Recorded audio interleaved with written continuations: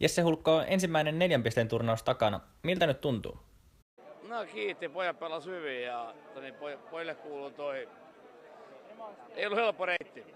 Jätkä pelasi niin kuin helvetin hyvin ja meni tosi kova eteenpäin.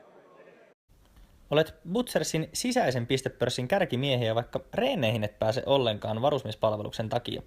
Kuinka olet onnistunut yhdistämään armeijan ja salibändin? Hyvin. Ei mitään ongelmia. Ei mitään. Kaikki on niin ok. Tosiaan ensimmäinen 4 pisteen turnaus tälle kaudelle. Miten valmistaudutte peliin ja teittekö jonkinnäköisiä muutoksia verrattuna aiempaan? No nukuttiin ja mentiin eteenpäin, mutta ennen kaikkea oltiin joukkueen kanssa yhdessä koko ajan. Olette tällä hetkellä sarjataulukossa 3. erittäin lähellä nousukarsintapaikkaa. Uskoitteko ennen kauden alkua, että nousu 3. olisi mahdollista? Ei semmosia pidä miettiä.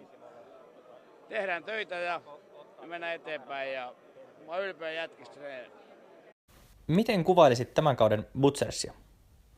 No kyllä se on joukkue joo, kyllä, ehdottomasti se on joukkue. Kasvo erittäin hyvin yhteen. No. Kiitos haastattelusta ja toivotaan, että sinäkin saat pallon menemään maaliin loppukaudesta. No mennään ihan minne vaan, ihan sama. Ei mitään väliä. Pannaan Tampere sekaisin.